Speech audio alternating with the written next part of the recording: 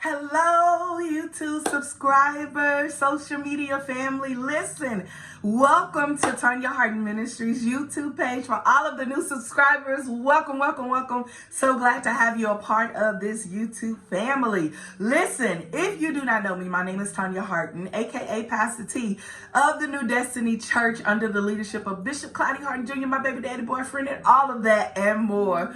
Listen, if you want to learn more about me, books that I write, about my coaching, about my mentorship, go to www.tonyaharden.com because I'm ready to dive into today's message. So go and find out more about me there. So listen, I'm a woman that loves to see women win. I love to see women win in life, love, marriage, ministry, and in money in all areas. Just teaching people how to see themselves through God's eyes and not people, but through God's eyes, because you are a product of God's grace and God's mercy. So this month I am discussing and talking about, and today is the last day of celebrating Pastor Wives. Pastor Wives to my NDCM family. They are pastors that are under my husband and I. He's a prelate bishop, and we cover pastors and wives in ministry to hold them accountable to the high call of God. I want to say thank you. I love you so very much. Thank you for all that you do. And any other pastor's wife that's watching, thank you for all of that you do. Thank you for your tears. Thank you for your cheers. Thank you for your failures as well as your victories. Thank you for not giving up. Thank you for standing alongside your husband in ministry and not throwing in the towel. Because we all know that you can say no, but you continue to say yes to the call. So thank you, woman of God, for saying yes to the call. NDCM family, I love you beyond measures. More than you would ever know. Thank you for loving on me this month and for your gifts, and everyone that has given me gifts, text me, call me, all that great stuff. Thank you. Happy Pastor's Wife Appreciation Month. All right, so here we go. We're going to talk about something. So for the last, I have an episode 1, 2, 3, 4, and it's going to be tagged to this. You can go and watch those episodes. But today, we're going to be talking about I am anointed to help him. I am anointed to help him. To that pastor wife, and keep watching if you're not. You just want to know, how are you anointed to help your husband? This could also help married women as well. So I am anointed to help him. It's a great book by Pastor Marilyn Johnson out of Houston, Texas. You can find it on Amazon, Marilyn Johnson. But it's a great book that I read when I became a pastor's wife that was life-changing to me. So I want to kind of discuss this. I've discussed it in my Pastor's Wife Connection. And if you're not a part of the new group, hey, you're wrong. Go jump on the new group, Pastor's Wife Connection group on Facebook. So here we go. Just to talk about it, I am anointed to help him by Pastor Marilyn Johnson. One of the things that she talks about in this book, last time I talked about my spiritual mother. So I said, why not talk about other people that I've stood on their shoulders and learned from them and sat at their feet and gleaned from them when I first became a pastor's wife. And she is one of those that I really learned from. She does a prayer call every Friday at 5 a.m. I think, Central Standard Time. But great woman to learn from, and I learned a lot from her. So I am anointed to help him. Again, great book, amazing book. And so one of the things I realized when I was reading this book, I did not know when I first started, was that so many pastor wives suffer in silence. My new book coming out, You Are the Fragrance, is out. Get your pre-order copy, signed copy today, but it'll be out soon. But one of the things I deal with is about pastor wives that are suffering in silence. And this is something that she also deals with in the book as well. I did not realize how many of us were suffering in silence and literally choking because we did not have a voice. We did not, and if we did, it was because of what our husband may have allowed us to have in ministry. So again, great book, I Am Anointed to Help Him by Pastor Marilyn Johnson. One of the things that she talks about, and I also talk about in my book, is pastor wives that are suffering in silence. I did not realize when I first became a pastor's wife, I did not understand this actual statement. This is something that pastor wives deal with all the time. I have so many that reach out and contact me that I've even dealt with as a pastor's wife, is that we suffer in silence. We suffer in silence because of past pain, because of current pain that we're dealing with. We suffer in silence because of an inner prison of not being able to communicate your pain, either to your spouse, or you're able to trust someone with your pain. And then if you do, you end up hearing about your pain through the grapevine, that someone has discussed your pain, and that's a whole nother kind of hurt. If you have not, I have posted a video on my YouTube page where I'm talking about my book, and I'm thinking about doing it all the way up until the book comes out, just reading different sections in my book. But I found out in this particular book that I'm anointed to help him is that spiritual bullying happens in the church for pastors' wives, especially there. And what do I mean by that? If you read my book, Church Hurt But It Helped, I talk about spiritual bullies and how spiritual bullying happens where people, their actions are loud with disrespect. How are your actions loud with disrespect? You may not say it to the pastor's wife, or you may not come and intentionally try to come against her, but your disrespect is loud. I've had people where I came in, and this is in my book as well, where I came in the room, they get up and they leave out. That's loud disrespect, because they just want to talk to the pastor and not the pastor's wife. Ooh, come here. They want to talk to the pastor and not the pastor's wife.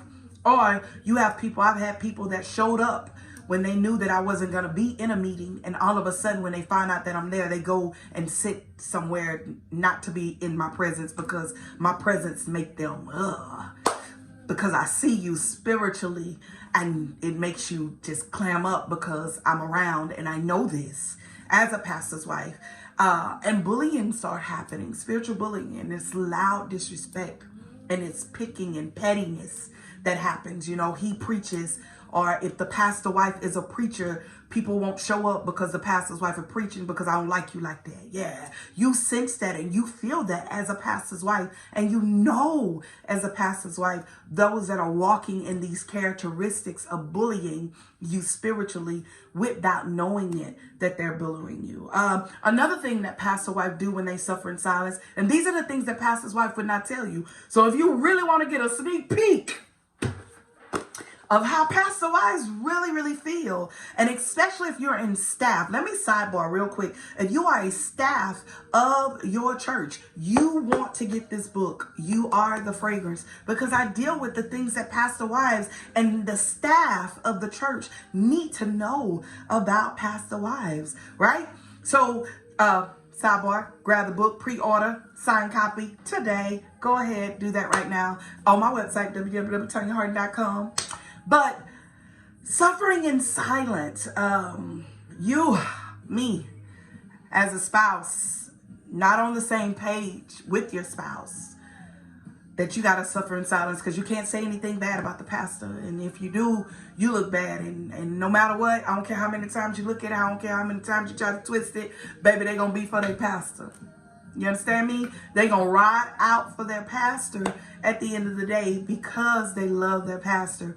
Is this right or wrong? No, it's just a part of the game. And you got to understand that as that pastor's wife, you got to understand that I cannot go to the members and dog the pastor out about my pastor / husband out about what he did or how he did or what he did to make you upset. Frustration goes up, not down. All in my book I discuss later, but frustration goes up, not down to people around you. As a pastor's wife, you're not able to even go on the sideline and talk to other pastor wives about your pastor husband, because again, you're giving someone a part of your husband that you can't. So again, it's a pastor wife that's suffering in silence. So I tell people all the time, it's very important that pastors and leaders have a pastor. Pastor need pastors. You can't do this without having accountability. You could, but I promise you, you'll end up out of order. It just does not work. You got to be willing to be able to be under somebody that can hold you accountable. And so I learned that in ministry, that as I was choking in silence and as I was suffering in silence, that I needed an outlet for someone to talk to. I needed someone to go to, because why do we suffer in silence? That's the question. Why do we suffer? Because we don't trust nobody. Point blank, period. Pastor wives don't trust nobody, and the Bible says trust no man. I don't care who it is, how it is, don't trust no man, but nobody. We don't trust anybody because either someone has burnt us as pastor wives or somebody has mistreated us as pastor wives. Something went down that made us back all the way up because either we heard through the grapevine something that we told you in silent and all of a sudden it got out publicly. I don't trust you. So then, not only that, why do we suffer in silence? We don't want to be judged by others that don't understand our pain. There's a different pain that every individual goes through, especially pastor wives. There's a different kind of pain that we experience. There's a different kind of hurt that we experience. I talk about it all in my book because I want pastors' wives to become free in their walk, in their position with God. Not only that, we don't want to seem petty or like we always have an issue, we always have a problem with someone. So we just rather suffer in silence than just sit here and deal with it and choke and go through it. Why do pastor wives suffer in silence? Because we want to be grateful and appreciative. We don't want to seem like that we have a problem with nitpick and all that great stuff. So we go through this moment in ministry that we suffer in silence. Again, this is something I've experienced. This is something that a lot of women, pastor wives that I'm connected to, have experienced because this is a part of the walk. This is a part of what you go through. How do we overcome? Here's the part I want to get to today. How do we overcome suffering in silence as the pastor's wife? I learned in 2015. I always talk about 2015 and 2018 was my two shifting years as a pastor's wife. I shifted in 2015, snatched my identity back, learned who I was without my husband, without my children. I was not just their mama and not just his spouse and all of this stuff. I realized that I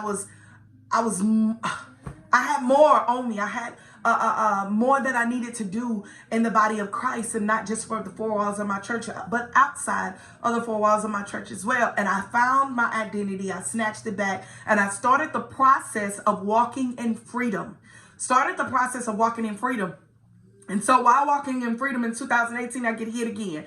Oh, Lord, in ministry, church people. Oh, Jesus. Okay, here we go. So I had to have moments of shifting and evolving. So how did we get to a point? This is my experience. This is what I learned. I told the people at my church the other night for Bible study, they asked a question. We had Q&A, and they said, how do y'all handle ministry? Something like that about, how people look at you and da-da-da. Man, I'm so free.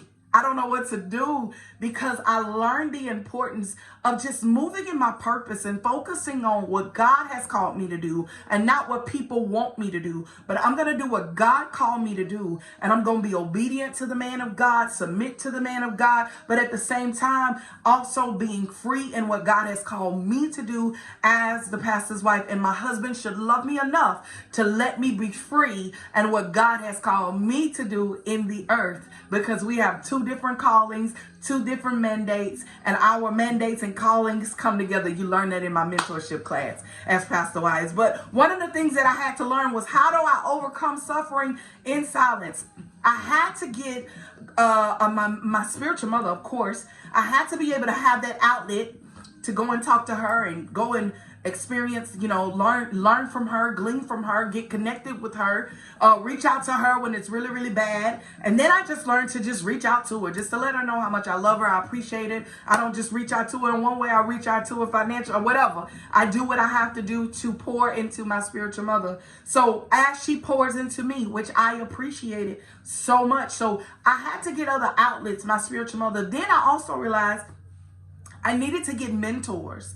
I got mentors that walk the same walk that I walk. That's where I come in with Nona Jones. Go watch my video called The Importance of Why You Have Mentors. And I teach on that in my book, on the importance of having mentors and what are mentors for. And so I learned that process of having mentors, also being a part of groups like Pastor's Wife Connection Group. Yes, being a part of other Pastor Wife groups that are able to encourage you, empower you with like-minded women that are walking the same walk and understand your pain, understand your shoes to a certain extent, right? So being able to do that. The next thing that I learned to do was speak into me. As a pastor's wife, you got to be willing to speak into you, because there's going to be so many negativities, so many things that people are going to say, they're going to do. They're going to make you think you're the worst person in the world. You're the worst pastor's wife. I've had people say, I don't want to deal with her. I would rather deal with pastor. I like pastor and I don't like her. They all, and when we're one, come here today. Hi, if you don't like, can I pause right? Let me pause right there. If you don't like the pastor wife, don't you know that they're one? And you don't like the pastor, baby, they one. They together. So when you ain't rocking with her, you're not rocking with him. And if you ain't rocking with him, you ain't rocking with her. It does not work that way. So you have people that are like that just, and they'll deal with pastor. I've had people talk to me crazy, but when pastor come around, they're talking in a whole nother language. People are loud with their disrespect. They don't care. They loud with their disrespect. So you got to learn, as a pastor's wife, speaking to you, speak life. Speak life into you. I would tell myself, because at first I called my bishop, and I was just like, Lord, maybe it is me, because they keep saying it's me, so maybe it is me. Maybe but I found out later that at the end of the day, yeah, there was some things I needed to work on, but there was also some things they needed to work on as well. You got to be willing to know, okay, at the end of the day, it don't matter who need to work on what, but I'm going to speak into me. I'm going to speak into me. I'm going to speak life into me. Tonya, you are the head and not the tail. Tonya, you are going to love people in spite of what they do to you, knowing that there's a possibility that they're going to hurt you. Let me say that again. You're going to love people in spite of what they do to you. You're going to love them when they come, and you're going to love them when they go. I kept speaking that on myself. You're going to love them when they come. You're going to love them when they go. You're going to love them when they come, you're going to love. I had to speak life over myself, because God, you love me. God, you said to throw my sins in the sea of forgetfulness. So I got to forget what they done, because you forgot what I did. You forgot what I did. So I got to forget what they done. So I had to speak life. I had to speak love. God, teach me how to love, re-love them, restore me, rebuild me. And I remember the year 2018, I did a women's prayer call, and I kept hearing the Lord say, restore, rebuild, replace, remove, something like that. It was something to that nature. And my women of destiny know exactly what I'm talking about. Restore, rebuild, remove, replace. Anything that ain't like you. God, do it. I didn't know what I was praying. I just kept hearing those words. God, restore, rebuild, remove, replace. I don't know what else. Refresh. I don't know. It was a whole bunch of reads. But I remember praying that prayer. Didn't realize that I was speaking love back into me. Rebuild me. Restore me. And replace everything that ain't supposed to be attached to me. And detach everything that's not supposed to be attached to me.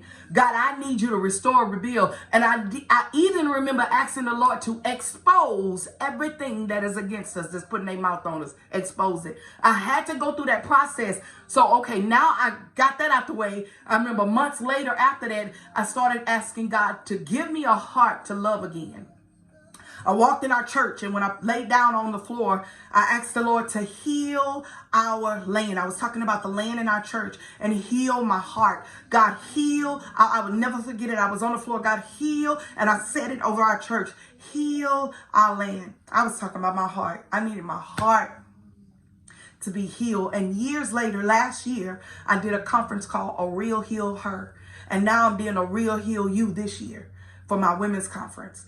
But I did it, and I did it in private. I only did it with those that were connected to me. I didn't have a lot of people there, but I did it in private. I ain't even posted on social media, but it was the best conference I ever had. And it was like God allowed me to be refreshed, restored, renewed, all of that, because I had to be rebuilt. So God, heal my land. Yeah. So I asked the Lord, heal me. And the process began, the journey of healing, which is also Part 2. When you buy my book, and if you buy the packet, you're going to get this journal. It's an actual journal that I have. And I started journaling to the Lord and asking God to heal me as a pastor's wife. And I needed to be healed properly. So I had to speak life into me. I had to speak love into my heart and remove all the hatred and the bitterness and all the brokenness. Move it out the way, but give me love again. The third thing I had to do was speak up. I can no longer be a spouse that was silent as a pastor's wife. We can no longer be silent. We gotta know, and again, I teach all of this in my mentorship, the importance of making sure our timing, our texture, and our tone. If you know me, you've heard me say it before. Our timing is right, our texture is right. When it comes down to my spouse, I gotta make sure my timing is right. Make sure I'm not just saying it any time of the day or when he's watching the game or when he's trying to do business.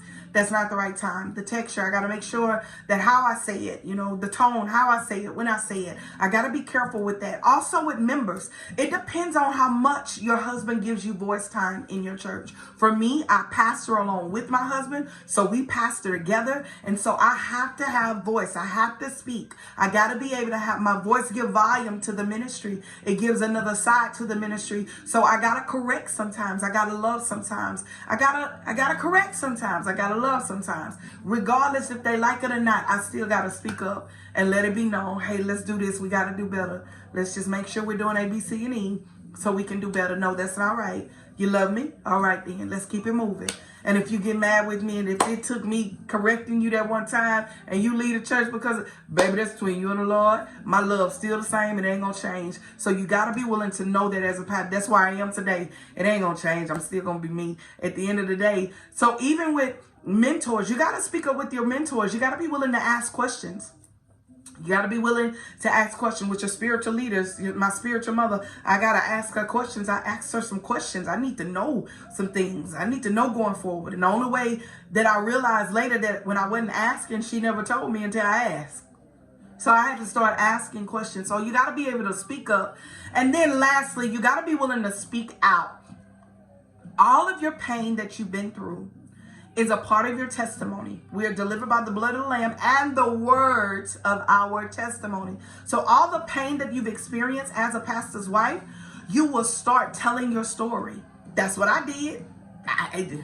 I'm so free because I tell it. I tell, hey, this is my experience and you may be a part of my experience. Know that I love you, but this is my experience. And my goal is to see women come out and be brand new and be restored and be refreshed and be rebuilt as pastor wives. So you got to be willing to share your story. I tell people all the time, the reason why I can say when my shift happened, because I remember in 2015 when I was standing on a cane in my church, still doing ministry, still pushing forward, having a mother-daughter breakfast, moving and all this stuff, and I got burnt out in ministry, point blank and period. Had nothing to do with nobody else, but I was so busy going, which I needed it at the time. It was a part of what I needed, because if not, if I would have stopped, I really believe I wouldn't be here today talking to you. I believe the Lord would have took me out. But in 2018, I got burnt out completely. I took a whole break for a whole month. I didn't do anything for a whole entire month. And I took that time to go on my healing journey with a counselor that I needed it. I was broken from ministry. I was broken from people. I needed to be healed properly. Went through the journey. I don't know what's going to happen next. I don't know what's going to go down next. But I know this, as long as you're evolving as a pastor's wife, you're always going to have room to grow. And people that are willing to stick with you while you're growing, they're going to watch you manifest. Watch the butterfly experience take place, that transformation, that cocoon, that, oh my gosh, she's different than she was today. I love, there are people in my church, they're just like, oh my God, like you're different. You're growing. It's like you just being you. And that's what I'm learning to do. And so you got to learn as a pastor wife. You cannot stay in silence. You cannot. So how do you overcome suffering? You got to get with the right people, man, that can pour into you properly and give you what you need, that you can be able to push forward, that have been in this thing for some years, that they can help you because they didn't went before you. Why try to learn stuff on your own when you can learn from those that had already went through that blazed a trail for you already, which is mentors, spiritual parents in ministry. The next thing you got to do is speak into yourself. Because if you don't speak into yourself as a pastor wife, nobody else will. So you got to speak life into yourself and say, okay, I can get better than that. Make sure I be convicted enough to be converted over so that I could keep on walking in and cultivating in what God has called me to do. The next thing is speak up to your spouse, to your members, to those that mentor you. You need to ask questions. And then lastly, speak out. Speak out about your pain, man. Your story needs to be told. Someone needs to, and that's anybody that's watching, someone needs to know your story. They need to know what you've been through so they can see that if she came out, I can come out. I tell Pastor Wise all the time. I was telling my mentor group Monday night, I was like, man, if y'all only knew the girl that first started, I was timid, I was scared, I was afraid. It was unfamiliar grounds for me as a pastor's wife. I was terrified, and all I wanted to do was sing and sit down. I did not want to do anything else, and I did not want to be the pastor's wife for that church. I did not. But to see the transformation and the growth, man, I thank God for it. And I got a whole lot more to do. Got a whole lot more growing to do. And so as I grow, I share my story. I give it years later. I don't just share it right away, but I share it years later. And I encourage you to do the same about your pain. Your pain can turn into purpose. That can also turn into passion. And that passion can turn into a whole nother level of you getting to the promises that God has for you. I always say you go from pain to purpose, from purpose to passion, from passion to the promises of God, and from promises to the prophet. Whole nother ball game. You could be able to do that. So until next time, listen, happy Pastor's Wife Appreciation Month to the Pastor's Wives. I love rocking out with you guys. Listen, go get these books. Go get them. Go get them. Sign up today. My bad. Sign up today and register. I mean, not register, but get your pre-order copy today, your signed copy today. And I will be sending these books out really, really soon and sharing some snippets. I'm thinking about it on my YouTube page. Until next time, remember, Pastor Wives, stay connected to God. Stay connected to your marriage. And stay connected to ministry in that order and watch God work. Until then, stay blessed. Go join us, Pastor Wives, on the Pastor's Wife Connection group, the new one. Love you much. Stay blessed. Bye-bye.